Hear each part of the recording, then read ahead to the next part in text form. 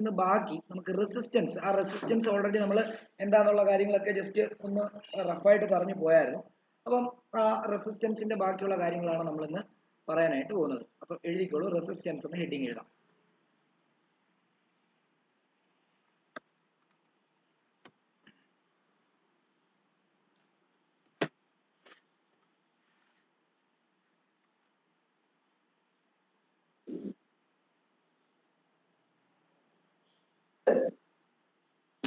നോക്കൂ, റെസിസ്റ്റൻസ് എന്ന് പറഞ്ഞാൽ എന്താണെന്നറിയോ? It is the property of A conductor due to which it opposes the flow of current through it. എല്ലാ കണ്ടക്ടറിനും natural ആയിട്ട് ഒരു റെസിസ്റ്റൻസ് ഉണ്ട്. ഏറ്റവും റെസിസ്റ്റൻസ് കുറഞ്ഞ ആൾ ആരാന്ന് ചോദിച്ചു കഴിഞ്ഞാൽ സിൽവർ ആണ്. പിന്നെ അതേപോലെ തന്നെ അലൂമിനിയവും കോപ്പറും ഒക്കെ ഉണ്ട്. അപ്പോൾ സിൽവറിനെയാണ് നമുക്ക് ശരിക്കും പറഞ്ഞാൽ ഇലക്ട്രിക്കൽ ട്രാൻസ്മിഷന് വേണ്ടി ഉപയോഗിക്കേണ്ടിയിരുന്നത്. പക്ഷേ സിൽവർ ഭയങ്കര കൂടുതലാണ്, അതായത് പൈസ കൂടുതലാണ്. അത് നമുക്ക് അതിന്റെ എക്സ്പെൻസ് വളരെ കൂടുതലാവുന്നുള്ളതുകൊണ്ടാണ് അത് അലൂമിനിയവും കോപ്പറും ഒക്കെ ആയിട്ട്. വീട്ടിൽ കോപ്പറും പിന്നെ ഡാമിൽ നിന്ന് നമ്മുടെ വീട്ടിലേക്ക് വരാൻ വേണ്ടി നമ്മൾ അലൂമിനിയം കമ്പികളുമാണ് ഉപയോഗിക്കുന്നത്. ഇതിന് റെസിസ്റ്റൻസ് വളരെ കുറവായിരിക്കും. എന്ത് റെസിസ്റ്റൻസ് ആണ്? ഇൻബിൽഡ് മീൻസ് ഇൻബിൽഡ് അല്ല, അത് നാച്ചുറൽ ആയിട്ട് അതിനുള്ള റെസിസ്റ്റൻസ്. അതായത് കറണ്ട് ഒരു കണ്ടക്ടറിനകത്തൂടെ ഫ്ലോ ചെയ്യുന്നതിനെ തടയുന്ന ഒരു പ്രോപ്പർട്ടിയാണ് റെസിസ്റ്റൻസ് എന്ന് പറഞ്ഞു കഴിഞ്ഞാൽ. അതെങ്ങനെ കണ്ടുപിടിക്കേണ്ടതെന്ന് ഓംസ് ലോയിൽ നിന്ന് നമ്മൾ പറഞ്ഞായിരുന്നു. R ഈക്വൽ എന്താ? V/I ആണ്. ഇനി ഇതിന്റെ യൂണിറ്റിന്റെ ഭാഗത്തോട്ട് വരുന്ന സമയത്ത് എന്താണ് V എന്ന് പറയുമ്പോഴത്തേക്കും വിയുടെ പൊട്ടൻഷ്യൽ ഡിഫറൻസിന്റെ യൂണിറ്റ് എന്താ? വോൾട്ട് ആണ് നമ്മൾ പറഞ്ഞു. കറണ്ടിന്റേത് ആംപിയർ ആണ്, ഇല്ലേ? നമ്മൾ ഇന്നലെ ഒരു സിമ്പിൾ ഇട്ടില്ലായിരുന്നോ, ഓം എന്ന് പറഞ്ഞിട്ട്? അങ്ങനെയാണെങ്കിൽ ഇവിടെ വോൾട്ട് പെർ ആംപിയർ എന്ന് പറയുന്നതാണ് നമ്മുടെ എന്തെന്ന് പറയുന്നത്? ഓം എന്ന് പറയുന്നത്. OHM. അതിന്റെ സിമ്പിൾ എന്ന് പറയുന്നത് ഒമേഗ. ഇങ്ങനെയാണ് നമ്മൾ എഴുതുന്നത്. റെസിസ്റ്റൻസിന്റെ യൂണിറ്റ് ഓം എന്നാണ് നമ്മൾ പറയുക.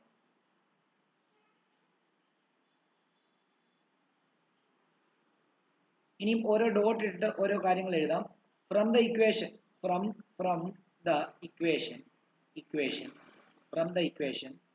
it is clear that current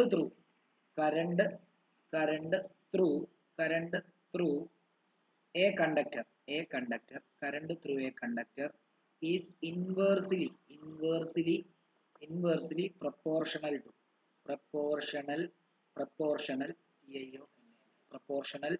to its resistance. ആണല്ലോ, കറണ്ട് റെസിസ്റ്റൻസ് ഇൻവേഴ്സ്ലി പ്രൊപ്പോർഷണൽ ആണെന്ന് നമ്മൾ പറഞ്ഞിരുന്നു. കറണ്ട് റെസിസ്റ്റൻസ് കൂടിയാൽ കറണ്ട് കുറയും. It's resistance.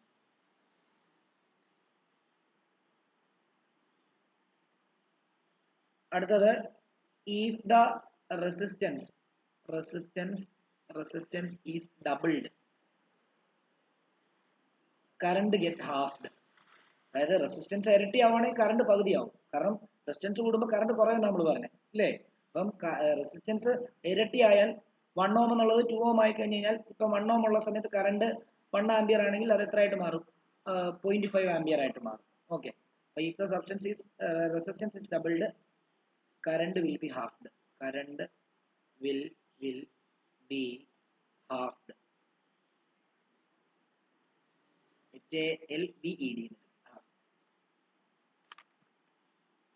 ഇനി നമ്മൾ പറഞ്ഞു, നമ്മൾ ഇന്നലെ റെസിസ്റ്റൻസ് കൊടുക്കാൻ വേണ്ടി നമ്മൾ ഇന്നലെ ഒരു ഡിവൈസ് ഒക്കെ കാണിച്ചായിരുന്നു നിങ്ങളെ ഇതിനകത്ത്. അതിനെ റിയോസ്റ്റാറ്റ് എന്നാണ് പറയുന്നത്, അല്ലേ?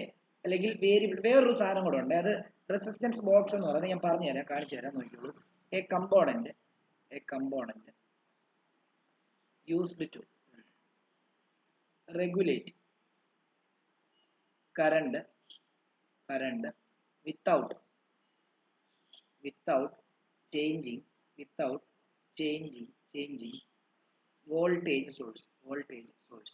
നമ്മൾ ഇന്നലെ 10 വോൾട്ടിന്റെ ബാറ്ററി എടുത്തിട്ട് ആ ബാറ്ററിനെ ചേഞ്ച് ചെയ്യാതെയാണ് നമ്മൾ അതിനകത്തെ വോൾട്ടേജ് അഡ്ജസ്റ്റ് ചെയ്തത്. എന്തിന്റെ സഹായത്തോടു കൂടിയാ?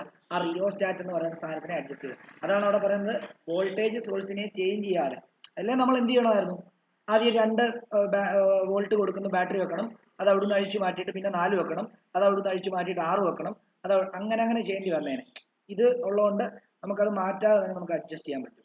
Changing voltage source is called variable resistance. Variable resistance. Variable റെസിസ്റ്റൻസിന്റെ ഒരു എക്സാമ്പിൾ ആണ് റിയോസ്റ്റാറ്റ്. അത് സ്പെസിഫിക് ആയിട്ട് ഇവിടെ പറഞ്ഞിട്ടുണ്ട്. A device called rheostat is often used to change the resistance in the circuit.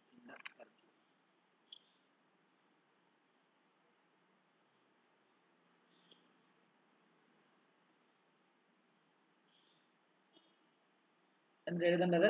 അടുത്തത് the substance which conduct electricity are called conductors because they have very low electrical resistance.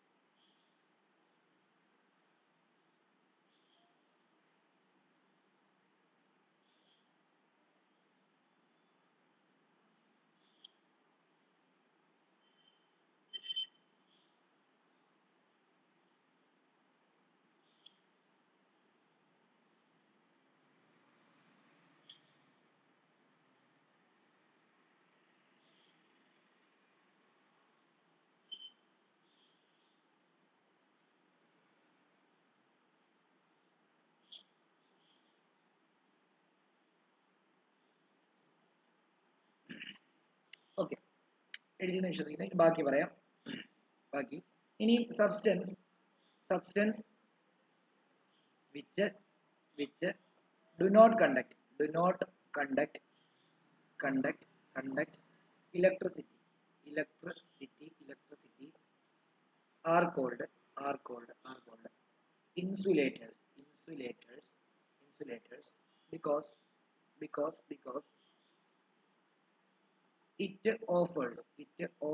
it offers high resistance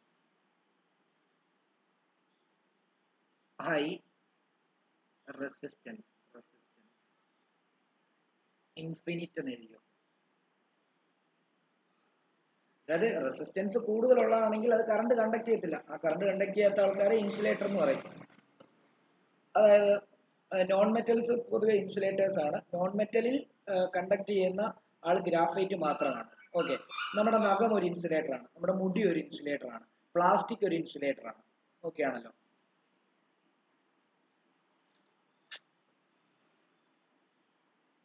ഇനി നമുക്ക് ഈ ചെറിയ electronic സർക്യൂട്ടിലെ നമ്മുടെ ടിവിയുടെ board, കമ്പ്യൂട്ടറിന്റെ board, ഇതിനകത്തൊക്കെ നമുക്ക് ആവശ്യമായിട്ടുള്ള റെസിസ്റ്റൻസ് കൊടുക്കേണ്ടതുണ്ട്. കാരണം ഒത്തിരി കറണ്ട് ഒക്കെ കയറി വന്നു കഴിഞ്ഞാൽ അത് അടിച്ചു പോകാൻ സാധ്യത ഉള്ളതുകൊണ്ട് നമ്മൾ എന്ത് ചെയ്യുന്നറിയാമോ?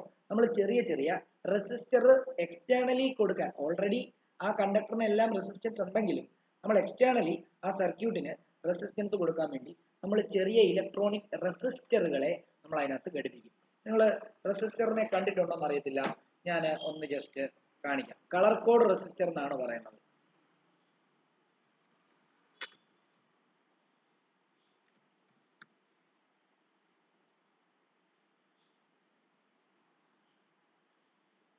ഇങ്ങനെ ഇരിക്കും. ഇതാണ് നമ്മുടെ റെസിസ്റ്റർ എന്ന് പറയുന്നത്.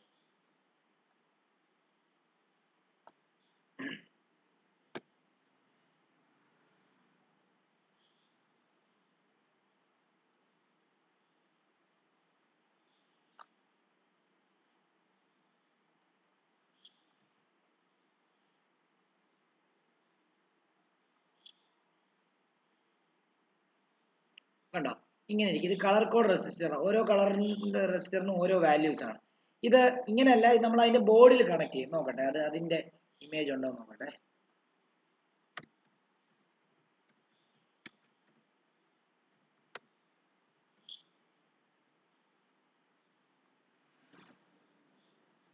ഇതേട്ടാ കണ്ടോ, ചില സർക്യൂട്ടിനകത്ത് നിങ്ങൾ ഇങ്ങനെയൊക്കെ കണക്ട് ചെയ്തിരിക്കുന്നത് കണ്ടിട്ടില്ല. നോക്കിയേ, ഞാനത് കാണിക്കാം, നോക്കാം, നോക്കിയോ.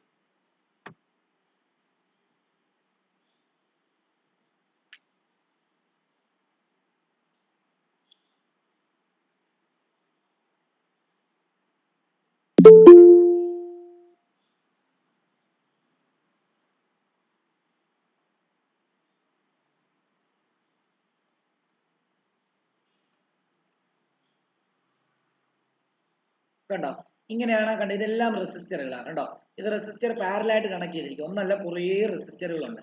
അതായത് നിങ്ങൾക്ക് സർക്യൂട്ട് കണ്ടോ, ഈ സർക്യൂട്ടിൽ കണ്ട് ഇതെല്ലാം കണക്ട് ചെയ്തിരിക്കുന്ന റെസിസ്റ്ററാണ് കണ്ടോ. നിങ്ങളുടെ മദർ ബോർഡിലൊക്കെ, അല്ലെങ്കിൽ ഈ പറഞ്ഞ കമ്പ്യൂട്ടറിന്റെ മദർ ബോർഡിൽ, അതേപോലെ തന്നെ ടിവിയുടെ സർക്യൂട്ടിലെ ടിവിയുടെ ബോർഡിലെല്ലാം നമ്മൾ ഇതുപോലുള്ള ചെറിയ ചെറിയ എന്ത് കണക്ട് ചെയ്യും, നമ്മൾ ഇതുപോലെയുള്ള എന്താണ് റെസിസ്റ്ററുകൾ നമ്മൾ കണക്ട് ചെയ്യും. എന്തിനാന്ന് ചോദിച്ചു കഴിഞ്ഞാൽ എക്സ്ട്രാ കറണ്ട് ഒക്കെ കയറി വന്നു കഴിഞ്ഞാൽ അതിനെയൊക്കെ റെസിസ്റ്റ് ചെയ്യാൻ വേണ്ടിയാണ് നമ്മൾ എക്സ്റ്റേണലി കൊടുക്കുന്നത്. ഇതിനെയാണ് നമ്മൾ റെസിസ്റ്റർ എന്ന് പറയുന്നത്. ഓക്കെ ആണല്ലോ. ഇനി വേറൊരു സാധനം കൂടെ ഉണ്ട്, റിയോസ്റ്റാറ്റ് പോലെ തന്നെ നമ്മൾ ഉപയോഗിക്കുന്ന റെസിസ്റ്റൻസ് ബോക്സ് എന്ന് പറയുന്ന സാധനം ഉണ്ട്. അതുകൂടെ ഒന്ന് കാണിച്ചു തരാം. റെസിസ്റ്റൻസ് ബോക്സ്, ഇത് നിങ്ങളുടെ ലാബിൽ ഇരിക്കുന്നത് നിങ്ങൾ കണ്ടിട്ടുണ്ടാവും. നിങ്ങൾ നോക്കിയോ, ലാബിൽ ഇരിക്കുന്നത് കണ്ടിട്ടുണ്ടാവും.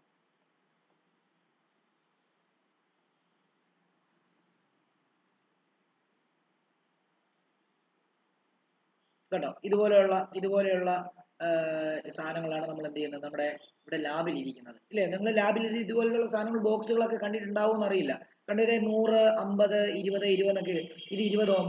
അതായത് ഈ കീ അതിനകത്തോട്ട് പ്രസ് ചെയ്തിട്ട് കഴിഞ്ഞാൽ അവിടെ 20 ഓം കൊടുക്കും. ഇത് അപ്പം ഓരോന്നും പ്രസ് ചെയ്ത് കഴിഞ്ഞാൽ ഇതിപ്പം കംപ്ലീറ്റ്ലി ഇതിനകത്ത് എത്ര റെസിസ്റ്റൻസ് കൊടുക്കും അത് മൊത്തത്തിൽ എന്ത് ചെയ്തിരിക്കുക, കൊടുത്തിരിക്കുക. ഇത് അഴിച്ചിട്ട് കഴിഞ്ഞാൽ അത്ര റെസിസ്റ്റൻസ് കുറയും എന്നുള്ളതാണ്.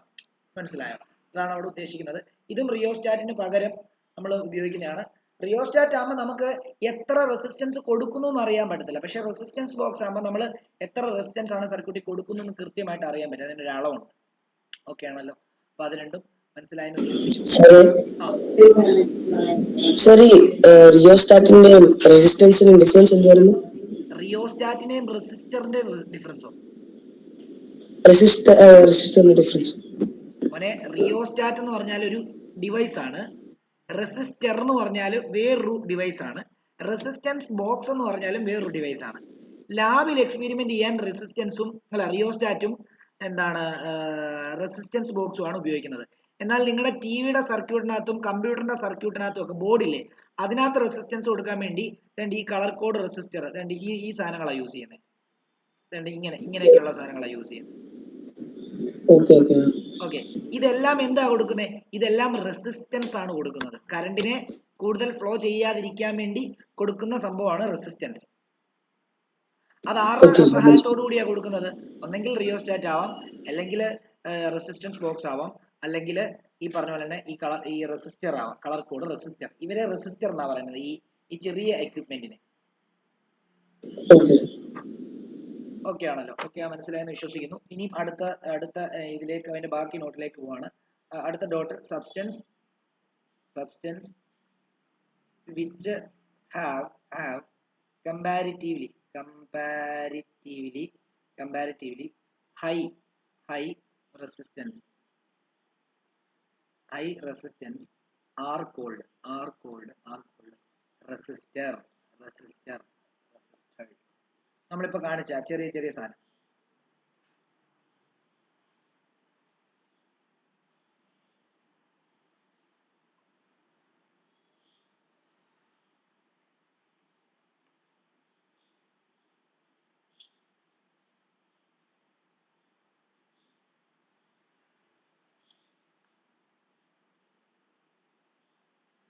അപ്പൊ നോക്കിയോ, അടുത്തത് factors affecting resistance.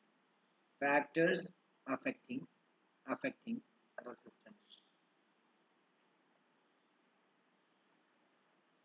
Factors affecting resistance, റെസിസ്റ്റൻസിനെ അഫക്ട് ചെയ്യുന്ന ഫാക്ടേഴ്സ്. അപ്പൊ അതിലൊന്ന് ലെങ്ത് ആണ്. Length of the conductor. Length of the conductor. കണ്ടക്ടറിന്റെ ലെങ്ത് കൂടിയാൽ റെസിസ്റ്റൻസ് കൂടും. ഒരു ഉദാഹരണം പറയാം. ഞാനൊരു ഇപ്പം ഇത്രയും ലെങ്ത് ഉള്ള കണ്ടക്ടർ, ഇതിന്റെ ലെങ്ത് 10 സെന്റിമീറ്റർ ആണെന്ന് വിചാരിക്കുക. അതിനെ ഞാൻ വലിച്ചു നീട്ടിയിട്ട് 12 സെന്റിമീറ്റർ ആക്കിയെങ്കിൽ ഉറപ്പായിട്ടും എന്ത് സംഭവിക്കുന്ന അറിയാമോ? അതിന്റെ റെസിസ്റ്റൻസ് കൂടുന്നുണ്ടാവും. ലെങ്ത് കൂടിയാൽ റെസിസ്റ്റൻസ് കൂടും എന്നുള്ള കാര്യം എപ്പോഴും മനസ്സിൽ വെച്ചേക്കുക. ഓക്കെ, അപ്പം R directly proportional to L എന്ന് നമുക്ക് വേണമെങ്കിൽ എന്ത് എഴുതാം? ഇങ്ങനെ എഴുതാം. അതായത് R directly proportional to L. Okay ആണല്ലോ. അതേപോലെ തന്നെ രണ്ടാമത്തെ അതിനെ അഫക്ട് ചെയ്യുന്ന ഫാക്ടറാണ് area of cross section of the conductor. Area of cross section of the conductor എന്ന് പറഞ്ഞാൽ ആ ഏരിയ ഓഫ് ക്രോസ് സെക്ഷൻ എന്ന് പറഞ്ഞാൽ എന്താണെന്ന് അറിയാം? സിംപ്ലി പറയാം. ഓക്കെ, എന്തായാലും ഇതുണ്ട്. ഈ നിങ്ങൾക്ക് ഹോമിയോ മരുന്നിന്റെ എന്താണ് ഈ കുപ്പി അറിയാലോ, ഹോമിയോ ഗുളിക കിട്ടുന്നത്. അപ്പൊ ആ ഹോമിയോ ഗുളിക കിട്ടുന്നതിന്റെ ഈ ഒരു കുപ്പിയുടെ എന്താണ് ഏരിയ ഓഫ് ക്രോസ് സെക്ഷൻ എന്ന് പറഞ്ഞാൽ എന്താണെന്ന് അറിയാമോ? ഇതുണ്ട്, ഈ ഏരിയ ഇതുണ്ട് ഇവിടെ, അതിന്റെ ഇതുണ്ട് ഈ ഏരിയ തന്നെയാണ് ഇങ്ങോട്ട് പോകുന്നത്. ഇതുണ്ട് ഇങ്ങനെ അതിന്റെ എൻറ്റയർ ലെങ്തിൽ ഇങ്ങോട്ട് പോകുന്നത്. അപ്പൊ ഈ ഒരു ഭാഗത്തെയാണ് നമ്മൾ എന്തെന്ന് പറയുന്നത്? Area of cross section. അപ്പം ഈ തീപ്പെട്ടിയുടെ ഏരിയ ഓഫ് ക്രോസ് സെക്ഷൻ എന്തായിരിക്കും? തീപ്പെട്ടിയുടെ ഏരിയ ഓഫ് ക്രോസ് സെക്ഷൻ എന്ന് പറയുന്നത് ഈ ഭാഗം, ഇതേ ഏരിയ തന്നെയാണ് ഇങ്ങോട്ടേക്ക് ഇങ്ങനെ പോകുന്നത്, പുറകിലോട്ടെല്ലാം പോകുന്നത്. അതേപോലെ തന്നെ എന്താണ് ഏരിയ ഓഫ് ക്രോസ് സെക്ഷൻ എന്ന് പറഞ്ഞാൽ അതാണ്. അതായത് ഉദ്ദേശിക്കുന്നത് ഞാൻ വേണേ വരച്ചുകൂടെ കാണിക്കാം. അതായത് ഇതിപ്പോ ഒരു വയറിനെ ഞാൻ സൂം ചെയ്ത് വെച്ചിരിക്കുകയാണ്. ഓക്കെ, അപ്പൊ ഈ വയറിന്റെ ഏരിയ ഓഫ് ക്രോസ് സെക്ഷൻ എന്ന് പറയുമ്പോൾ ഇതാണ് ഈ ഭാഗം. ആ ഏരിയ തന്നെയാണ് ആ വയറിന്റെ എൻറ്റയർ ലെങ്തിൽ എന്ത് ചെയ്യുന്നത്? ഡിസ്ട്രിബ്യൂട്ട് ചെയ്ത് പോകുന്നത്. ഓക്കെ ആണല്ലോ. അത് തന്നെയാണ് നമ്മൾ എടുക്കുന്നത്. അപ്പം ഈ ഏരിയക്ക് ഇൻവേഴ്സ്ലി പ്രൊപ്പോർഷണൽ ആണ് റെസിസ്റ്റൻസ്. എന്തുവാണെന്ന് ചോദിച്ചാൽ ഏരിയ കൂടിയാൽ റെസിസ്റ്റൻസ് കുറയും. അപ്പം R is inversely proportional to area എന്ന് എടുക്കേണ്ടി വരും. ഓക്കെ ആണോ? അതായത് ആർ കൂടിയാൽ ഇവിടെ ലെങ്ത് കൂടിയാൽ റെസിസ്റ്റൻസ് കൂടുകയും ലെങ്ത് കുറഞ്ഞാൽ റെസിസ്റ്റൻസ് കുറയുകയും ചെയ്യും. എന്നാൽ ഇവിടെ ഏരിയ കൂടിയാൽ റെസിസ്റ്റൻസ് കുറയും, ഏരിയ കുറഞ്ഞാൽ റെസിസ്റ്റൻസ് കൂടും. ഓക്കെ ആണോ?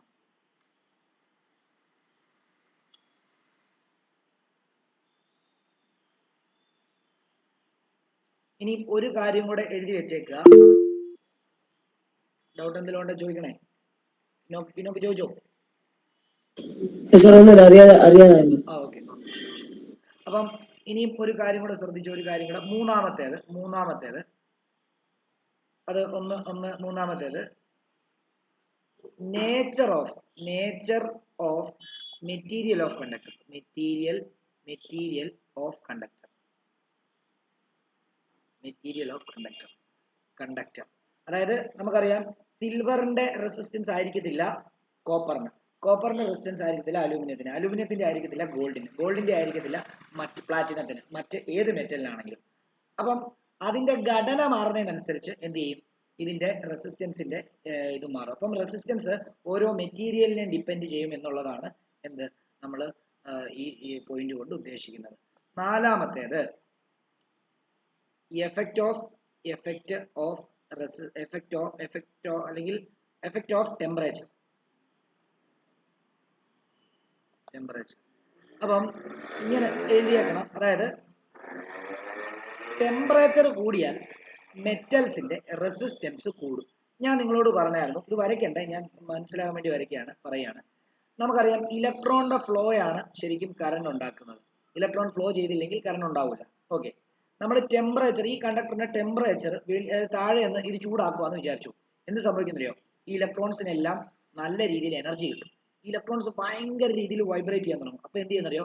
ഇത് തമ്മിലിടിക്കുന്ന സമയത്ത് നിങ്ങൾ ഇതിന് പൊട്ടൻഷ്യൽ കൊടുത്താലും എന്താ വൈബ്രേറ്റ് ചെയ്തുകൊണ്ടാണ് ഇത് മൂവ് ചെയ്യുന്നത്. അപ്പൊ തമ്മിൽ ഇടിച്ചിട്ട് ഇവരുടെ സുഗമമായിട്ടുള്ള മൂവ്മെന്റിനെ എന്ത് ചെയ്യും? അത് തടയും. അപ്പൊ അവിടെ എന്തുണ്ടാവും? കറണ്ടിന്റെ ഫ്ലോ കുറയും, അതായത് റെസിസ്റ്റൻസ് കൂടും. ഓക്കെ, അപ്പം പ്യുവർ മെറ്റലിന്റെ കേസിൽ എന്താ നമ്മൾ സംഭവിക്കുന്നത്? ടെമ്പറേച്ചർ കൂടിയാൽ റെസിസ്റ്റൻസ് കൂടും എന്നുള്ള കാര്യം ആലോചിക്കണം. അതുമൂലം കറണ്ട് കുറയും. എന്നാൽ സെമി കണ്ടക്ടർ എന്ന് പറയുന്നൊരു വിഭാഗം ആൾക്കാരുണ്ട്. അത് നമുക്ക് വലിയ ക്ലാസ്സുകളിൽ പഠിക്കും.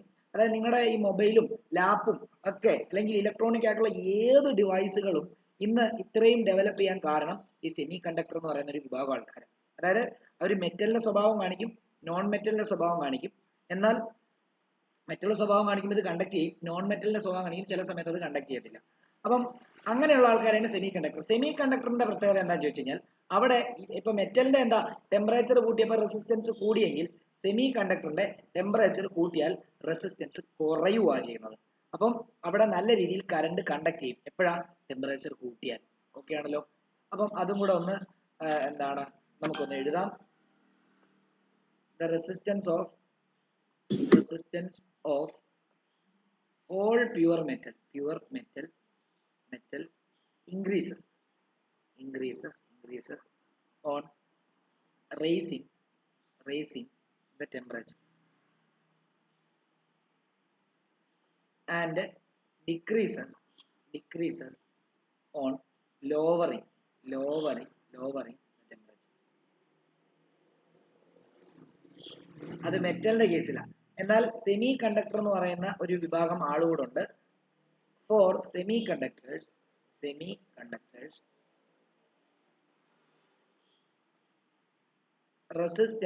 resistance decreases with increase in temperature. Increase in temperature.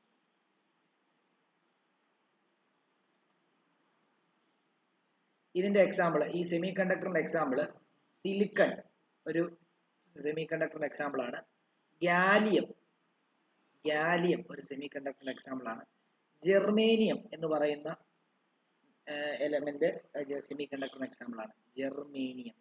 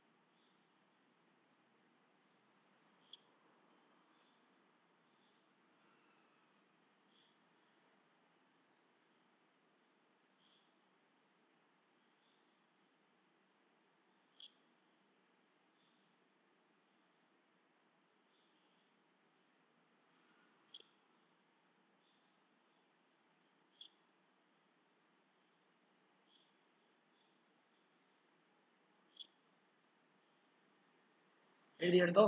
Okay. ഇനി നോക്കിക്കോളൂ, നമ്മൾ ഒരു ചെറിയൊരു ഇക്വേഷൻ നമ്മൾ ഫോം ചെയ്യാൻ പോവാണ്. നമുക്കറിയാം R directly proportional to L ആണ്, R inversely proportional to area ആണ്. ഇവരെ രണ്ടുപേരെയും കൂടെ ഒരുമിപ്പിച്ച് കഴിഞ്ഞാൽ ആർ ഡയറക്ട്ലി പ്രൊപ്പോർഷണൽ ടു അല്ലെങ്കിൽ R proportional to L by A എന്ന് എഴുതാം. ഓക്കെ ആണല്ലോ. അങ്ങനെയാണ് ഞാൻ പറഞ്ഞു ഇതൊരു ഇക്വേഷൻ ആകത്തില്ല പ്രൊപ്പോർഷണാലിറ്റി സൈൻ കിടക്കുന്നിടത്തോളം. പ്രൊപ്പോർഷണാലിറ്റി സൈനെ മാറ്റണമെങ്കിൽ നമ്മൾ റൈറ്റ് സൈഡിൽ ഒരു കോൺസ്റ്റന്റ് ഇട്ട് മൾട്ടിപ്ലൈ ചെയ്യും. ആ കോൺസ്റ്റന്റിനെ നമ്മൾ റോ എന്നാണ് പറയുന്നത്. എഴുതുന്ന സിമ്പിൾ ഇതേണ്ട ഇങ്ങനെയാണ്, റോ ഇങ്ങനെ എഴുതാം. അതായത് സൈഡിലോട്ട് എഴുതാം, ഇതേണ്ട ഇങ്ങനെ വലുതാക്കി എഴുതാം. അപ്പം റോ എന്താണ്? എൽ ബൈ എ എന്ന് എഴുതാം. Where rho is the where rho is known as resistivity. ആ റോയിനെ നമ്മൾ വിളിക്കുന്ന പേര് റെസിസ്റ്റിവിറ്റി എന്നാണ്.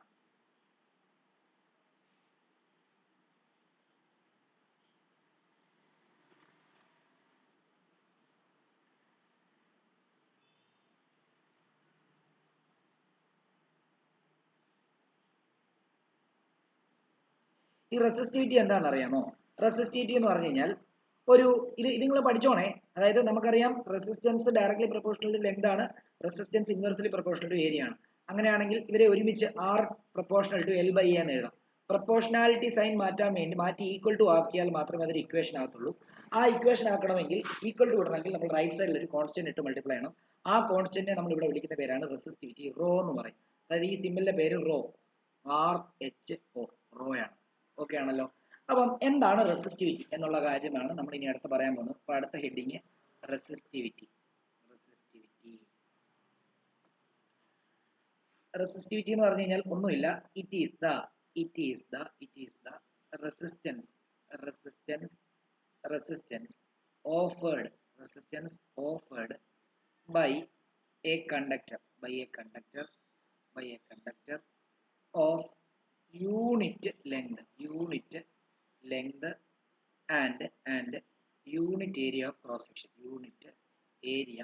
of cross section. ഇങ്ങനെ പറഞ്ഞു കഴിഞ്ഞാൽ മനസ്സിലാകത്തില്ലെന്ന് എനിക്കറിയാം. അതായത് നിങ്ങളോട് ഇപ്പം ഞാൻ ആരോടാവെന്ന് ചോദിക്കണ്ട, ശ്രേയ ഒന്ന് റെസ്പോണ്ട് ചെയ്യാമോ? ശ്രേയ. ഓക്കെ. അതായത് ശ്രേയയുടെയിലോട്ട് ഞാൻ ഒരു കണ്ടക്ടർ തരികയാണ്. ആ കണ്ടക്ടറിന്റെ ഒരറ്റം ആകാശത്തും ഒരു അറ്റം പാതാളത്തിലുമാണ്. ഓക്കെ, അസ്യൂം ചെയ്യുക, അങ്ങനൊന്നും ഇല്ല, അതൊന്നും പറ്റത്തില്ല, അസംഷൻ. ഓക്കെ ആണോ? അതിന്റെ റെസിസ്റ്റൻസ് കണ്ടുപിടിക്കാൻ പറഞ്ഞു കഴിഞ്ഞാൽ കണ്ടുപിടിക്കാൻ പറ്റുമോ? റിയോസ്റ്റാറ്റ് ഒക്കെ വെച്ച് കണ്ടുപിടിക്കാൻ പറ്റുമോ? അല്ലെങ്കിൽ റെസിസ്റ്റൻസ് ബോക്സ് ഒക്കെ വെച്ച് കണ്ടുപിടിക്കാൻ പറ്റുമോ? അല്ലെങ്കിൽ റെസിസ്റ്റൻസ് കണ്ടുപിടിക്കാൻ അടുത്ത വർഷം നിങ്ങൾ പഠിക്കും, വീസ്റ്റോൺ ബ്രിഡ്ജ് എന്ന് പറയുന്ന ഒരു സംഭവം ഉണ്ട്, അത് വെച്ചിട്ടാണ് റെസിസ്റ്റൻസ് കണ്ടുപിടിക്കുന്നത്. പക്ഷെ ഇതൊക്കെ കണക്ട് ചെയ്യാൻ വേണ്ടി ഇത്രയും വലിയ ലെങ്തിലുള്ള കണ്ടക്ടറിന്റെ റെസിസ്റ്റൻസ് കണ്ടുപിടിക്കാൻ പറ്റുമോ ലോജിക്കലി? ഇല്ല. അപ്പൊ നമ്മൾ എന്ത് ചെയ്യുന്നറിയാമോ? നമ്മൾ ആ കണ്ടക്ടറിന്റെ ഒരു യൂണിറ്റ് ലെങ്ത് എടുക്കും. അതായത് യൂണിറ്റ് ലെങ്ത് എന്ന് പറയുമ്പോൾ ആ കണ്ടക്ടർ, അത്രയും വലിയ കണ്ടക്ടറിന്റെ 1 മീറ്റർ ലെങ്തിലുള്ള കണ്ടക്ടറിനെ ഞാൻ അവിടെ ഇങ്ങനെ കട്ട് ചെയ്തെടുക്കും. 1 മീറ്റർ ലെങ്തും അതിന്റെ ഏരിയ 1 മീറ്റർ സ്ക്വയറും ആയിരിക്കുന്ന അത്രയും കട്ട് ചെയ്യാനെടുക്കും. അതായത് ഇപ്പൊ ഉദാഹരണം പറയാണ്, ഇതൊരു വലിയ കണ്ടക്ടറാണ്, ഇതിന്റെ ആകാശം ഇത് ആകാശത്ത് ഇത് പാതാളത്തിലും ആണെങ്കിൽ നമ്മൾ എന്ത് ചെയ്യുന്നറിയാമോ? നമ്മൾ ഇതിന്റെ യൂണിറ്റ് ലെങ്ത് എന്ന് പറയുമ്പോൾ ചിലപ്പോൾ കണ്ടോ, യൂണിറ്റ് ലെങ്ത് എന്ന് പറയുമ്പോൾ ഇതിന്റെ ഇത്രയും ആയിരിക്കും. അത്രയും ലെങ്തിലുള്ള അതിന്റെ ഏരിയ എന്ന് പറയുമ്പോൾ ഇത്രയും ഭാഗത്തെ എന്താണ്, ഇത്രയും ഭാഗത്തുള്ള അതിന്റെ എന്താണ് ഏരിയ എന്ന് പറയുന്നത് 1 മീറ്റർ സ്ക്വയർ ആയിരിക്കും. അതായത് ഇതിന്റെ ലെങ്ത് എന്ന് പറയുന്നത് എന്താണ്? ഇതിന്റെ ലെങ്ത് എന്ന് പറയുന്നത് 1 മീറ്ററും അതിന്റെ ഏരിയ എന്ന് പറയുന്നത് 1 മീറ്റർ സ്ക്വയറും ആണെങ്കിൽ ആ അത്രയും ഭാഗത്തുള്ള റെസിസ്റ്റൻസിനെയാണ് നമ്മൾ റെസിസ്റ്റിവിറ്റി എന്ന് പറയുക. നിങ്ങൾക്ക് മനസ്സിലാൻ വേണ്ടിയാണ് ഇങ്ങനെ പറയുന്നത്. അതായത് ഒരു വലിയ കണ്ടക്ടർ, നമുക്കൊരിക്കലും ഇപ്പൊ ഉദാഹരണം പറയുകയാണെങ്കിൽ ഡാമിൽ നിന്ന് വൈദ്യുതി നമ്മുടെ വീട്ടിലേക്ക് എത്തുന്നത് അലൂമിനിയം കമ്പികളിലൂടെയാണ്. അപ്പൊ അലൂമിനിയം കമ്പികൾക്ക് ഇത്രയും ലെങ്ത് ഉണ്ടോ, അത്രയും ലെങ്തിൽ നമുക്ക് റെസിസ്റ്റൻസ് കണ്ടുപിടിക്കാൻ പറ്റത്തില്ല. അവിടെ എപ്പോഴും നമ്മൾ പറയുന്നത് റെസിസ്റ്റിവിറ്റിയാണ്. ഒരിക്കലും റെസിസ്റ്റൻസ് ഓഫ് അലൂമിനിയം വയർ എന്ന് പറയുന്നതിലും കുറച്ചുകൂടെ വ്യക്തത നമുക്ക് അവിടെ എന്ത് കിട്ടും? റെസിസ്റ്റിവിറ്റിയിൽ കിട്ടും. കാരണം എന്താണെന്നറിയോ? ആ റെസിസ്റ്റിവിറ്റി എന്ന് പറയുമ്പോൾ ഫിക്സ്ഡാ. 1 മീറ്റർ ലെങ്തിലും 1 മീറ്റർ സ്ക്വയർ ഏരിയയിലും എത്ര റെസിസ്റ്റൻസ് ആ അലൂമിനിയം കമ്പികൾക്ക് കൊടുക്കാൻ പറ്റും, അതായിരിക്കും അതിന്റെ റെസിസ്റ്റിവിറ്റി. റെസിസ്റ്റിവിറ്റി എന്ന് പറയുന്നതും റെസിസ്റ്റൻസ് തന്നെയാണ്, പക്ഷെ അവിടെ സ്പെസിഫൈ ചെയ്ത് പറയാണ് എന്താണ്, ഒരു യൂണിറ്റ് ലെങ്തും യൂണിറ്റ് ഏരിയയിലുമുള്ള റെസിസ്റ്റൻസിനെയാണ് റെസിസ്റ്റിവിറ്റി എന്ന് പറയുന്നത്. റെസിസ്റ്റൻസ് ലെങ്തിനെയും ഏരിയനെയും ഡിപ്പെൻഡ് ചെയ്യും, പക്ഷേ റെസിസ്റ്റിവിറ്റി ഡിപ്പെൻഡ് ചെയ്യുമോ? ഇല്ല. കാരണം എന്താ? ഇത് എത്ര വലിയ കണ്ടക്ടർ ആണെങ്കിലും അതിന്റെ റെസിസ്റ്റിവിറ്റി എന്ന് പറഞ്ഞാൽ എന്താ? 1 മീറ്റർ ലെങ്തിലും 1 മീറ്റർ സ്ക്വയർ ഏരിയയിലുമുള്ള റെസിസ്റ്റൻസിനെയാണ് റെസിസ്റ്റിവിറ്റി എന്ന് പറയുന്നത്. അപ്പം റെസിസ്റ്റൻസ് ലെങ്ത് ഏരിയ മാറുന്നതിനനുസരിച്ച് മാറുന്ന പോലെ റെസിസ്റ്റിവിറ്റി മാറണമെന്നില്ല, മാറത്തില്ല. ഓക്കെ ആണല്ലോ? ക്ലിയർ ആണോ? സെറ്റ് ആണോ? ഇത് മനസ്സിലാകാത്തവർ എന്നോട് ചോദിക്കുക, പെട്ടെന്നാട്ടെ. ഇത് മനസ്സിലാകാത്തവർ എന്നോട് ചോദിക്കുക.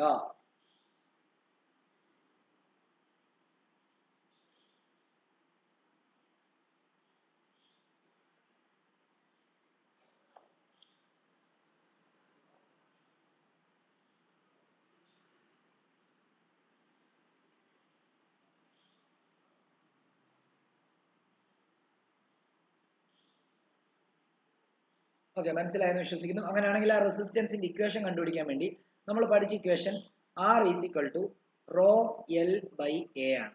നമുക്ക് റോ കണ്ടുപിടിക്കണേ എന്ത് ചെയ്യണം? റോയിനെ മാത്രം ഒരു സൈഡിലാക്കണം. അപ്പൊ എനെ ഞാൻ ഇങ്ങോട്ട് ക്രോസ് മൾട്ടിപ്ലൈ ചെയ്യുന്നു, എല്ലിനെ ഞാൻ താഴെ കൊണ്ടുവരുന്നു. അപ്പൊ എന്തെന്ന് വരുന്നു? RA ബൈ L = എന്താ? റോ. അതിനർത്ഥം സിംപ്ലി അറേഞ്ച് ചെയ്ത് എഴുതുമ്പോൾ റോ ഈസ് ഈക്വൽ ടു എന്താ RA/L. അപ്പൊ ഇതിന്റെ യൂണിറ്റ് എന്തായിരിക്കും? റെസിസ്റ്റൻസിന്റെ ഓം ആന്ന് പറഞ്ഞു. അപ്പൊ റെസിസ്റ്റിവിറ്റിയുടെ എന്തായിരിക്കും യൂണിറ്റ്? നമുക്ക് നോക്കാം. ഈ ഇക്വേഷനിൽ നിന്നാണ് യൂണിറ്റ് ഡിറൈവ് ചെയ്യുന്നത്. അപ്പം ആറിന്റെ യൂണിറ്റ് ഓം ആണ്, ഏരിയയുടെ യൂണിറ്റ് മീറ്റർ സ്ക്വയർ ആണ്, ലെങ്തിന്റെ യൂണിറ്റ് മീറ്റർ ആണ്. മുകളിൽ 2 മീറ്റർ ഉണ്ട്, താഴെ 1 മീറ്റർ ഉണ്ട്, ഓരോന്ന് ക്യാൻസൽ ചെയ്ത് പോയപ്പോൾ ഇതിന്റെ യൂണിറ്റ് എന്തായി? ഓം മീറ്റർ എന്ന് പറയും. ഓം മീറ്റർ ആണ് നമ്മുടെ റെസിസ്റ്റിവിറ്റിയുടെ എന്ത് യൂണിറ്റ് എന്ന് പറയുന്നത്. ഓക്കെ ആണല്ലോ?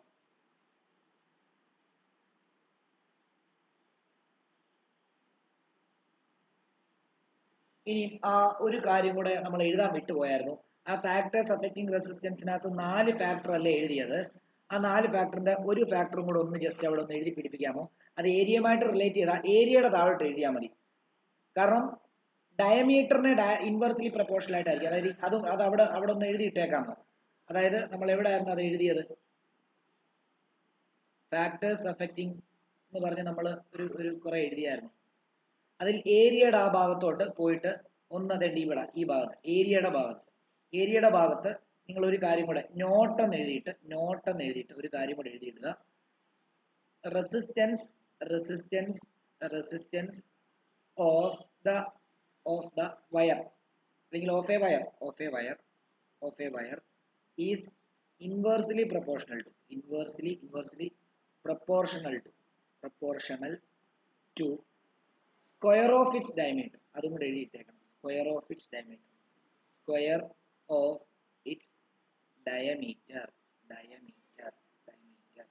വേണമെങ്കിൽ അതിന്റെ ഒരു ഇതും കൂടെ എഴുതിയിട്ടേക്കണം. അതായത് R is inversely proportional to ആ വയറിന്റെ ഡയമീറ്ററിന്റെ സ്ക്വയർ. അതായത് ഡയമീറ്റർ കൂടുന്നതിനനുസരിച്ച് റെസിസ്റ്റൻസ് കുറയും എന്നുള്ള കാര്യം ആലോചിച്ച് വെച്ചേക്കണം.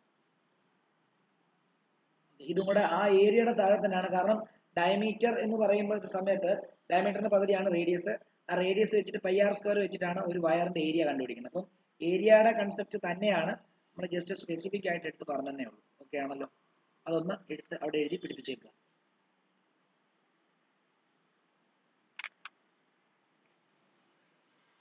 ഓക്കെ, ഇനിയും അത് എഴുതി കഴിഞ്ഞിട്ട് തിരിച്ച് ഇവിടെ ഈ ഭാഗത്തേക്ക് തന്നെ വരിക. എന്നിട്ട് ഓരോ ഡോട്ട് ഇട്ടിട്ട് ഓരോ കാര്യങ്ങൾ എഴുതുക. The resistivity of substance does not depends on its length or thickness. ഞാൻ പറഞ്ഞല്ലോ, കാരണം അത് ഒരു യൂണിറ്റ് ലെങ്തിലും യൂണിറ്റ് ഏരിയ ക്രോസ് സെക്ഷൻ ഉള്ള റെസിസ്റ്റൻസ് ആണ്. പിന്നീട് എത്ര ലെങ്ത് ഉള്ളതാണെങ്കിലും നിങ്ങൾ കണ്ടുപിടിക്കുന്നത് അതിന്റെ യൂണിറ്റ് ലെങ്തിലും യൂണിറ്റ് ഏരിയയിലും ഉള്ളതായിരിക്കും. Unit means 1 metre square 1 metre length, അല്ലെങ്കിൽ 1 centimetre square 1 centimetre length. Okay ആണല്ലോ? ബട്ട് റെസിസ്റ്റിവിറ്റി ഡിപ്പെൻഡ് ചെയ്യുന്ന വേറൊരു factor, it depends on nature of substance, nature of conductor എന്ന് കൊടുക്കും. Nature of conductor and temperature. റെസിസ്റ്റൻസും ഇതിനെ രണ്ടിനെ ഡിപ്പെൻഡ് ചെയ്യും.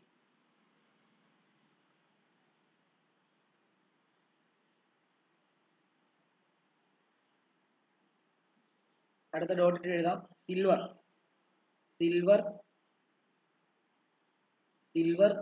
Metal is the best conductor of electricity.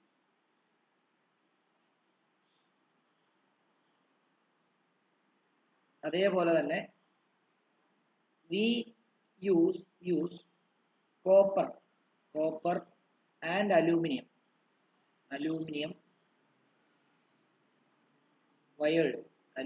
wires for transmission of electricity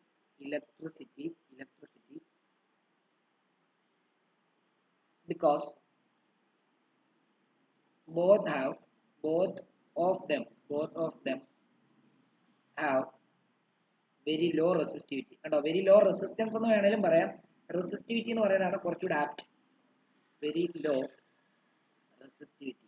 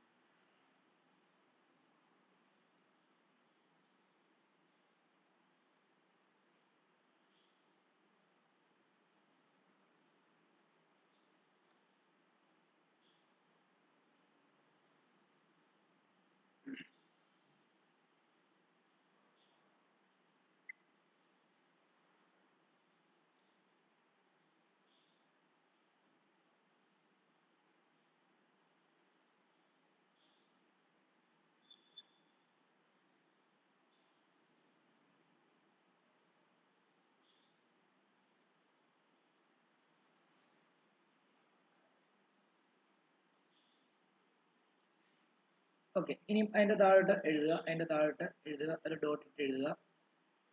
resistivity of alloys are much more higher than those of pure metal.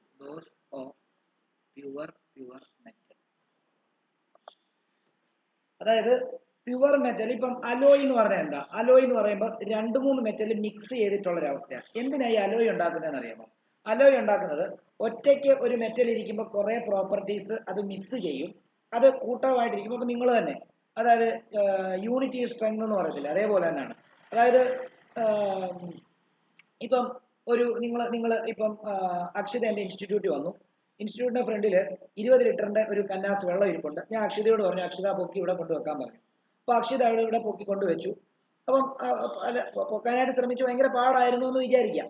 Okay, അപ്പം കുറച്ച് പൊക്കി കുറച്ച് ഫ്രണ്ടിലോട്ട് നീക്കാനേ പറ്റുള്ളൂ. അടുത്തത് എന്താണ്, നമ്മുടെ ഡീൻ വന്നു, ഡീനോടും പറഞ്ഞു. അപ്പം ഡീനും കുറച്ചുകൂടെ ഫ്രണ്ടിലോട്ട് നീക്കാൻ പറ്റുള്ളൂ. അടുത്തത് ശ്രേയ വന്നു, ശ്രേയോടും പറഞ്ഞു, ശ്രേയയ്ക്കും കുറച്ചേ നീക്കാൻ പറ്റുള്ളൂ. ഞാൻ നിങ്ങൾ 3 പേരും ഇവിടെ ഇരിക്കുക. അപ്പൊ 3 പേരും നിങ്ങൾ 3 പേരും കൂടെ ട്രൈ ചെയ്യാൻ പറഞ്ഞു കഴിഞ്ഞാൽ 3 പേരും കൂടെ അത് പുഷ്പം പോലെ പൊക്കി എടുത്ത് ഇവിടെ കൊണ്ടുവെക്കാൻ പറ്റും, ഇല്ലേ? അതായത് ഒരുമിച്ചിരിക്കുമ്പോൾ നിങ്ങൾക്ക് സ്ട്രെങ്ത് കുറവായിരുന്നു, ഒരുമിച്ചല്ല ഒറ്റയ്ക്ക് ഇരിക്കുമ്പോൾ സ്ട്രെങ്ത് കുറവായിരുന്നു, ഒരുമിച്ച് വന്നപ്പോൾ സ്ട്രെങ്ത് കൂടി. അതേപോലെ തന്നെ ചില മെറ്റല് ഒറ്റയ്ക്ക് ഇരിക്കുന്ന സമയത്ത് അതിന് ചിലപ്പോൾ മെൽറ്റിംഗ് പോയിന്റ് കുറവായിരിക്കും, അല്ലെങ്കിൽ അതിന്റെ സ്ട്രെങ്ത് വേരിയേഷൻ ഉണ്ടാവും. അപ്പൊ അങ്ങനെയൊക്കെ വരുന്നതുകൊണ്ട് അത് ഒരുമിച്ച് പല മെറ്റലുകൾ മിക്സ് ചെയ്തിട്ട് ഒറ്റ കൺസെപ്റ്റ് ആക്കുന്നതിനെയാണ് നമ്മൾ അലോയ് എന്ന് പറയുന്നത്. ആ അലോയ്ക്ക് ഒത്തിരി പ്രത്യേകതകളുണ്ട്. ഇപ്പം വണ്ടിയുടെയൊക്കെ വീൽ കപ്പ് അലോയ് ചെയ്യാം. അത് എന്തിനാന്ന് ചോദിച്ചാൽ പണ്ട് ഇരുമ്പായിരുന്നു, ആ ഇരുമ്പ് പെട്ടെന്ന് തുരുമ്പിക്കും. അപ്പൊ അങ്ങനെ വണ്ടിയുടെ എന്താണ് ഫ്രെയിമിനും അല്ലെങ്കിൽ ഈ പറഞ്ഞ ടയറിനും ഒക്കെ ചിലപ്പം ഭയങ്കര പ്രശ്നം വരാനുള്ള സാധ്യതയുണ്ട്. അതുകൊണ്ട് അതിപ്പോ അലോയ് ചെയ്യാം, ഇല്ലേ? പല ഇരുമ്പും മറ്റു പല കാർബൺ പോലെയുള്ള മറ്റു പല സാധനങ്ങളും മിക്സ് ചെയ്തിട്ടാണ് നമ്മൾ അലോയ് ഉണ്ടാക്കുന്നത്. അതേപോലെ തന്നെ നമ്മുടെ ഇൻഡക്ഷൻ കുക്കറിനകത്തും ഹീറ്റിംഗ് ഓയിലിനകത്തും ഒക്കെ, അല്ലെങ്കിൽ നമ്മുടെ എന്താ സോളാർ വാട്ടർ ഹീറ്റർ, അല്ലാതെ നോർമൽ വാട്ടർ ഹീറ്റർ, അല്ലെങ്കിൽ ഇലക്ട്രിക് കെറ്റില്, ഇതിനകത്തൊക്കെ ഹീറ്റിംഗ് കോയിൽസ് ആണ്. ഈ ഹീറ്റിംഗ് കോയിൽ എന്തായിട്ടാണ് എടുക്കുന്നത് അറിയാമോ? നിക്രോം എന്ന് പറയുന്ന ഒരു അലോയ്. നിക്രോം എന്ന് പറഞ്ഞു കഴിഞ്ഞാൽ നിക്കല്, ക്രോമിയം, അയൺ, ഈ 3 എണ്ണം കൂടെ ചേർത്തുണ്ടാക്കിയതാണ് എന്താണ് നിക്രോം. ഈ നിക്രോം എന്തുകൊണ്ടാണ് നമ്മൾ യൂസ് ചെയ്യുന്നതെന്ന് അറിയാമോ? നമുക്കറിയാം, നമ്മളിപ്പോ എന്താ പറഞ്ഞിരിക്കുന്നത്, അലോയുടെ റെസിസ്റ്റിവിറ്റി പ്യുവർ മെറ്റലിനെക്കാട്ടിലും കൂടുതലായിരിക്കും. ഈ റെസിസ്റ്റിവിറ്റി കൂടുമ്പോൾ എന്ത് കൂടുമെന്ന് അറിയാമോ? ടെമ്പറേച്ചർ കൂടും. ഉദാഹരണം പറയാം. അതായത് അക്ഷിത എന്റെ ഇൻസ്റ്റിറ്റ്യൂട്ടിൽ വന്നു, അതായത് കഥയിന്റെ അവിടെ നിന്ന് കയറാൻ ശ്രമിച്ചു. അപ്പൊ ഡീൻ തടഞ്ഞു. ഓക്കെ, അപ്പൊ ഡീൻ ഒറ്റയ്ക്ക് ആയതുകൊണ്ട് ഡീനെ സിമ്പിൾ ആയിട്ട് എന്ന് പറഞ്ഞു കഴിഞ്ഞാൽ ഇച്ചിരി കുറച്ച് എനർജി കൊടുത്തു കഴിഞ്ഞാൽ എന്ത് ചെയ്യും, ഡീനെ മാറ്റാൻ പറ്റും. പിറ്റേ ദിവസം അക്ഷിത ട്യൂഷൻ വന്നപ്പോൾ ഡീന്റെ കൂട്ടുകാരായിട്ടുള്ള നമുക്കറിയാലോ, അതായത് നിങ്ങളുടെ ക്ലാസ്സിൽ പഠിക്കുന്ന കാർത്തിക്കും അവരും എല്ലാം വന്നിട്ട് അക്ഷിത കയറാൻ സമ്മതിക്കുന്നില്ല. അപ്പൊ അക്ഷിത എന്ത് ചെയ്യും? അക്ഷിത കുറച്ചുകൂടെ ഇതെടുക്കും. അപ്പൊ അക്ഷിതയുടെ ശരീരം വിയർക്കും, ഹീറ്റ് ആവും. ശരിയല്ലേ? റെസിസ്റ്റൻസ് അവിടെ കൂടി. റെസിസ്റ്റൻസ് കൂടിയാലേ എന്ത് ചെയ്യത്തുള്ളൂ, നമ്മുടെ ബോഡി ഹീറ്റ് ആവും. നമ്മുടെ ബോഡി ഹീറ്റ് ആയപ്പോ എന്താ, കൂടുതൽ ഹീറ്റ് എനർജി പുറത്തോട്ട് വന്നു. ഈ കൂടുതൽ ഹീറ്റ് എനർജി പുറത്തോട്ട് വന്നാലല്ലേ നമുക്ക് ആ ഇൻഡക്ഷൻ കുക്കറിനകത്തൊക്കെ ഹീറ്റ് പുറത്തോട്ട് വന്നാലല്ലേ ഫുഡൊക്കെ കുക്ക് ചെയ്യത്തുള്ളൂ, അല്ലെങ്കിൽ വാട്ടർ ഹീറ്റ് ചെയ്യുന്നതിനകത്ത് നല്ല രീതിയിൽ ഹീറ്റ് പുറത്തോട്ട് വന്നാലല്ലേ ആ വെള്ളം ചൂടാകത്തുള്ളൂ. അപ്പം അതിന്റെ റെസിസ്റ്റൻസ് എപ്പോഴും ഹൈ ആയിട്ടിരിക്കണം. അതുകൊണ്ടാണ് നമ്മൾ എന്ത് ചെയ്യുന്നത്,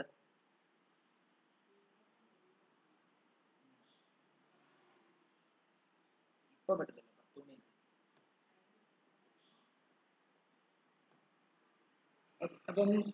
അപ്പം റെസിസ്റ്റിവിറ്റി കൂടുതലുള്ള ഇതിനെയാണ് നമ്മൾ എന്ത് ചെയ്യുന്നത്, ഹീറ്റിംഗ് കോയിൽസ് ആയിട്ടൊക്കെ ഉപയോഗിക്കുന്നത് എന്നുള്ള കാര്യം പ്രത്യേകം ഓർക്കുക. ഓക്കെ ആണല്ലോ? അപ്പൊ അത് നമ്മൾ എഴുതാൻ പോകുന്നുണ്ട്. അപ്പൊ അടുത്ത ഡോട്ട് എഴുതുക. The heating element of electric heating appliances such as electric iron. നമ്മുടെ തേപ്പൊട്ടിക്കകത്തും കോയിലുണ്ട്. ഇലക്ട്രിക് അയൺ അതിന്റെ വെളിയിലാണ് ആ ഇരുമ്പിന്റെ ആ ഒരു മറ്റേ കോട്ട് ചെയ്തിട്ടിരിക്കുന്ന സാധനം വരുന്നത്. Okay, electric iron. Toaster, bread ഒക്കെ ടോസ്റ്റ് ചെയ്യുന്നത് ടോസ്റ്റർ. അതേപോലെ തന്നെ water heater, induction cooker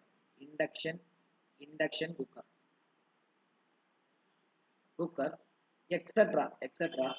are made of alloy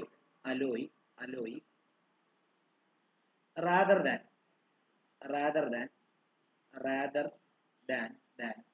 pure metal. അതിന്റെ കാരണം എന്താണെന്നറിയോ? നമ്മൾ അലോയ് യൂസ് ചെയ്യാൻ കാരണം ഒന്ന്, അലോയ്ക്ക് മെൽറ്റിംഗ് പോയിന്റ് വളരെ കൂടുതലായിരിക്കും. ഇപ്പം നിങ്ങളുടെ ഇൻഡക്ഷൻ കുക്കർ ചൂടാക്കുമ്പോൾ നിങ്ങളുടെ ഹീറ്റ് 2000 ഡിഗ്രി സെൽഷ്യസ് വരെ നിങ്ങൾക്ക് വെക്കാൻ പറ്റും. ഇരുമ്പാണ് അതിന്റെ അകത്ത് കോയിലായിട്ട് ഉപയോഗിച്ചിരിക്കുന്നതെങ്കിൽ ഇരുമ്പ് ഒരു 300 ഡിഗ്രി സെൽഷ്യസ് ആകുമ്പോഴേ ഉരുകി. മനസ്സിലായോ? അപ്പം വേറെ പല പല മെറ്റൽ ഇൻഡിവിജ്വൽ ആയിട്ടാണ് നിങ്ങൾ യൂസ് ചെയ്യുന്നതെങ്കിൽ, കോയിലായിട്ട് യൂസ് ചെയ്യുന്നതെങ്കിൽ അതെല്ലാം അങ്ങനെ ഉരുകി പോകാനുള്ള സാധ്യതയുണ്ട്. എന്നാൽ നമ്മളിപ്പം ഈ നിക്രോം ആണെങ്കിൽ നിക്രോമിന് ഏകദേശം ഒരു 3000 ഡിഗ്രി സെൽഷ്യസ് വരെ എന്ത് ചെയ്യാം, താങ്ങാനായിട്ടുള്ള കഴിവുണ്ട്. അതുകൊണ്ട് എന്താ, അതിങ്ങനെ ചുട്ടുപഴുത്ത അവസ്ഥയിൽ നിന്നിട്ട് മുകളിലുള്ള ലെയറിന് ഹീറ്റ് കൊടുത്തോണ്ടേയിരിക്കും. അതിന്റെ മണ്ടയ്ക്കാണ് നമ്മൾ പാത്രങ്ങൾ വെക്കുമ്പോൾ അല്ലെങ്കിൽ ഫുഡ് കുക്ക് ചെയ്യാൻ വേണ്ടി വെക്കുമ്പോൾ അതും കുക്കാം. ഓക്കെ ആണല്ലോ. രണ്ടാമത്തെ കാര്യം, ഈ നിക്രോമിന്റെ ഒരു പ്രത്യേകത എന്താണെന്ന് ചോദിച്ചു കഴിഞ്ഞാൽ, അല്ലെങ്കിൽ ഹീറ്റിംഗ് കോയിലിന്റെ പ്രത്യേകത എന്താണെന്ന് ചോദിച്ചു കഴിഞ്ഞാൽ, എത്ര ചൂട് കൊടുത്താലും ഉരുകത്തില്ല. അതിനെ ഓക്സിഡൈസ് ചെയ്യുവാന്നാ പറയുന്നത്. അതായത് ഇരുമ്പൊക്കെ ആണെങ്കിൽ പെട്ടെന്ന് ഉരുകി ഓക്സിഡൈസ് ആയി പോകും. പക്ഷെ ഇതൊന്നും എന്ത് ചെയ്യത്തില്ല, ഉരുകി ഓക്സിഡൈസ് ആയി പോകത്തില്ല എന്നുള്ളതാണ് അതിന്റെ പ്രത്യേകത. ഓക്കെ ആണല്ലോ. അങ്ങനെയാണെങ്കിൽ അത് രണ്ടും കൂടെ എഴുതിയിട്ട് നമുക്ക് ഇന്നത്തെ ക്ലാസ് വൈൻഡപ്പ് ചെയ്യാം. ഓക്കെ, ഇതിന്റെ താഴോട്ട് എഴുതേണ്ടത് ഇങ്ങനെയാണ്. ഇതിന്റെ താഴോട്ട് എഴുതേണ്ടത് ഇങ്ങനെയാണ്. ഒന്ന്, rather than pure metal because ഒന്ന് the resistivity of alloy are much higher than that of pure metal. രണ്ട്, an alloy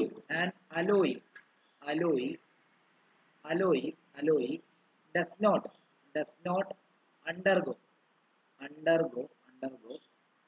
oxidation easily even at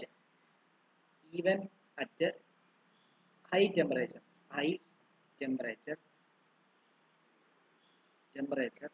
and remains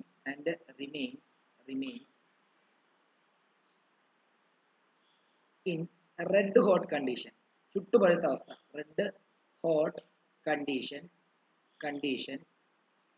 for a long time.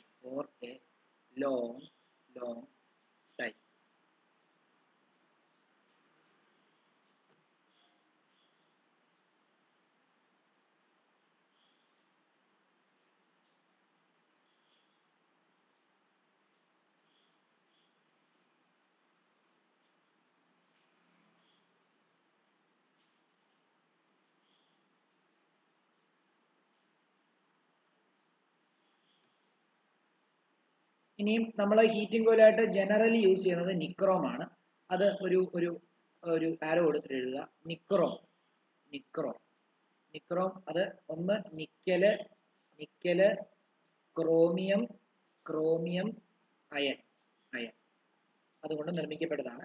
Is used for making heating element of electrical appliance, electric heating appliance.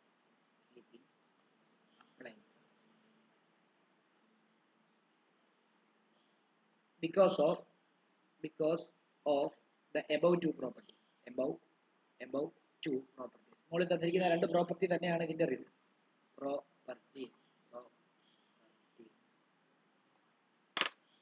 Simple ആയിട്ട് പറയുവാണെങ്കിൽ resistance resistivity കൂടുതലായിരിക്കും. ഞാൻ നേരത്തെ പറഞ്ഞു, അക്ഷിത അകത്തോട്ട് വരുമ്പോൾ കൂടുതൽ ആൾക്കാർ അക്ഷിതയെ തടയുമ്പോൾ കൂടുതൽ ഫോഴ്സ് അക്ഷിതയ്ക്ക് കൊടുക്കേണ്ടി വരുന്നു. അതിന്റെ ഭാഗമായിട്ട് അക്ഷിത കൂടുതൽ വിയർക്കുന്നു, ചൂടാകുന്നു എന്നുള്ളത്. അതേപോലെ തന്നെയാണ് റെസിസ്റ്റിവിറ്റി കൂടുമ്പോൾ കൂടുതൽ ഹീറ്റ് ജനറേറ്റ് ചെയ്യും. ഹീറ്റിംഗ് കോയിലിന്റെ അല്ലെങ്കിൽ ഹീറ്റിംഗ് ഡിവൈസിന്റെ ധർമ്മം എന്താ? ഹീറ്റ് നൽകുക എന്നുള്ളത്. റെസിസ്റ്റൻസ് കൂടുതലുള്ള ആൾക്കാരാണെങ്കിൽ നല്ല ഹീറ്റ് തരും.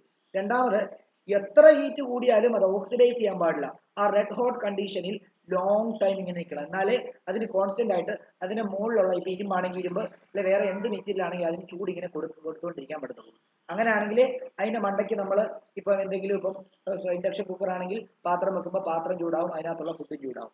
ഇപ്പം വാട്ടർ ഹീറ്റർ ആണെങ്കിൽ അതിനകത്ത് മുക്കിയിടുന്ന സമയത്ത് ആ വെള്ളം എന്താവും, ചൂടാകത്തുള്ളൂ എന്നുള്ളതാണ് എനിക്ക് മനസ്സിലാക്കുന്നത്. അപ്പം ഇന്നത്തെ ക്ലാസ് ഇത്രമേ ഉള്ളൂ. നാളെ ഒരു ക്ലാസ്സും കൂടെ വേണം ഈ ചാപ്റ്റർ തീരുമേ. നാളെ ഒരു ക്ലാസ് കൊണ്ട് നമുക്ക് ഈ ചാപ്റ്റർ തീർക്കാം.